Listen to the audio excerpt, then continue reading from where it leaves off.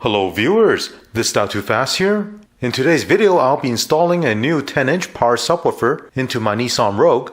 Now if you follow my channel several months back, I already installed a power subwoofer into this car. Today I will be replacing it with a more powerful 10-inch power subwoofer. This one here is made by the company Seventour, and this is a 10-inch power subwoofer rated at 1000 watts. Now that's going to be peak power, so if you cut that in half, that'll be around 500 watts. I'll unbox this unit and show you what comes with it.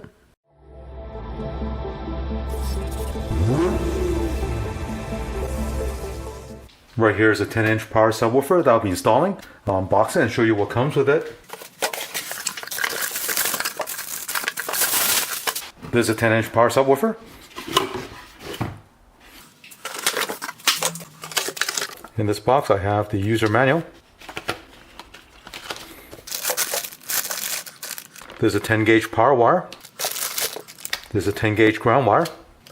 Fuse holder. RCA cable, ring terminals. There's a bass knob remote control, speaker input wire, mounting hardware. It also comes with this high to low converter and Velcro mounting tape. Let's have a closer look at this power subwoofer here. Now this subwoofer is a 10-inch subwoofer, and this enclosure you see here is all metal, so it's very solid and it's not going to vibrate on you. Frequency response is 20 Hz to 500 Hz. As for the dimension of this enclosure, the length is 13.2 inch, the width is 10.2 inch, and the height is 2.7 inch. Looking on this side, you have all the controls and the connection for the wiring. On the left side, you have the switch for the phase. If you push this in, it's 180 degrees. If you have it out, it's 0 degrees. Below that is the auto on-off mode. If you push this in, the auto on is enabled. If it's out, auto power on is disabled. Next to it, you have the adjustment for the low pass filter. Over here is the bass boost adjustment. This is the input gain adjustment. This connector is for the bass knob. This connector is the high level input, and you have the left and right RCA input. This is a 25 amp fuse, and on the right side you have the 12 volt power input, remote wire in the middle, and ground wire on the right. For my install, I'll be using the high to low level input, and I'll be connecting the car speaker output to this connector here. Here's a look at the bottom of this unit. Now this subwoofer comes with these mounting hardware. If you want to screw this unit down, what you want to do is install one of these attachments at each corner, and it comes with these screws. After you install this mounting tab, then you can bolt this into your vehicle. Now it also comes with these double-sided Velcro strip that you see right here. You can stick this onto the back of a unit, and then you mount it under your seat or in your trunk.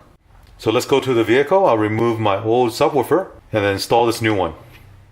Now since I'll be replacing the old power subwoofer with a new one, I already have the power wire, ground wire, remote wire, and the high level speaker wire ran to the amplifier. In my previous video where I did the installation, I went into full detail showing you how I ran all those wires. If you want to learn more about it, check out that other video. I'll include the link in the video description below. For this install, all I need to do is disconnect those wires and then connect it to the new power subwoofer. Right here is a power wire that I installed previously. I'm going to go ahead and disconnect the fuse here. So when I get into the vehicle to disconnect the power wire will not be live.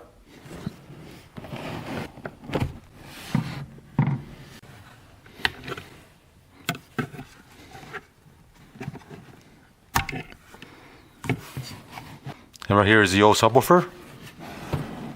Here's a side-by-side look of the old power subwoofer and this new one here. Now the new power subwoofer is a bit wider than this old one here, but the length and the height is about the same. Both feature a 10-inch woofer, and the built-in amplifier on the new one is much higher in wattage than this old one here. This one's going to be about 500 watt, whereas the old one is only 150 watt. Another thing nice about this new one here is the connection. The new unit has a terminal for the power, remote, and ground, whereas on the old one, it's a single multi-pin connector, which I didn't really like because the gauge of the wire on this connector is very thin. Also, this subwoofer has a built-in LED ring, so even though these two units are very similar in size, they're built quite differently. Here's a new power subwoofer, and I'm test fitting it, make sure it does fit underneath the seat, which it does.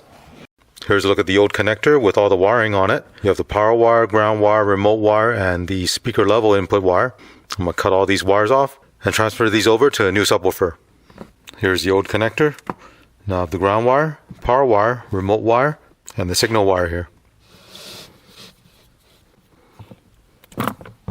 For the power wire, I'll install a ferrule connector on this. Now the reason I'm crimping a ferrule connector onto the strand of wire is so the wire doesn't fray and the strands of wire will come out.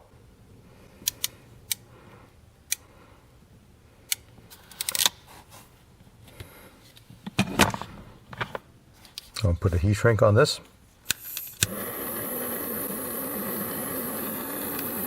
Here's what this power wire looks like.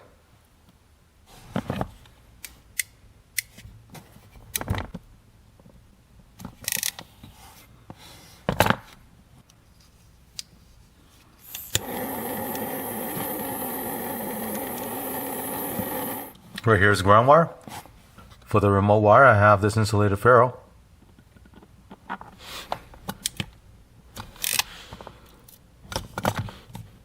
Right here is the connector for the high level input into the amplifier. I'm going to solder the speaker high level output onto this connector.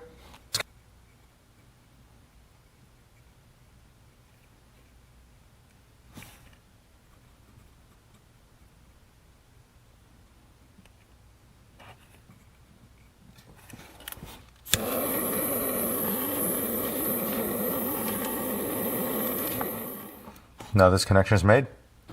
Now connect the wires to the amplifier.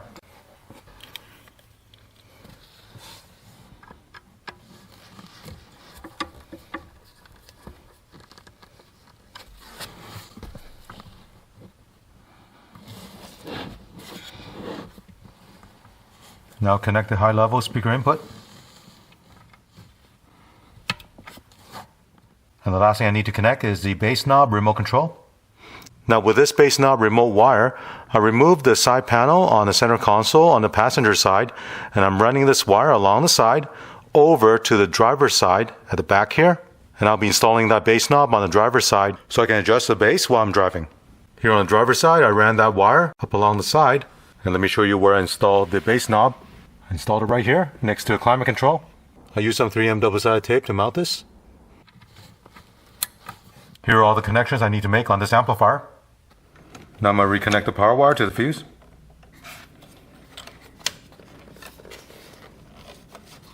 I'll start the vehicle.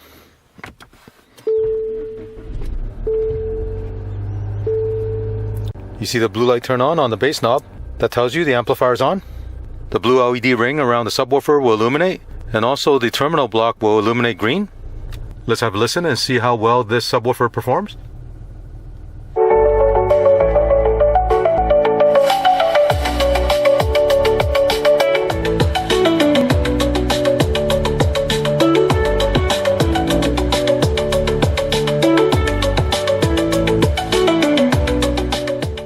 I can tell you this new subwoofer sounds so much better than the old one. The bass response is way better. The extra power from the amplifier really makes a big difference. Now this factory audio system sounds really good. If you're interested in adding a power subwoofer to your factory car audio system, you can check out this Seventour 10-inch power subwoofer. I'll click the link below. As always, thank you for watching. I'll see you in the next video. Thank you for watching this video. To support this channel, remember to click on thumbs up, subscribe to my channel, and turn on the notification bell so you get notified of new videos.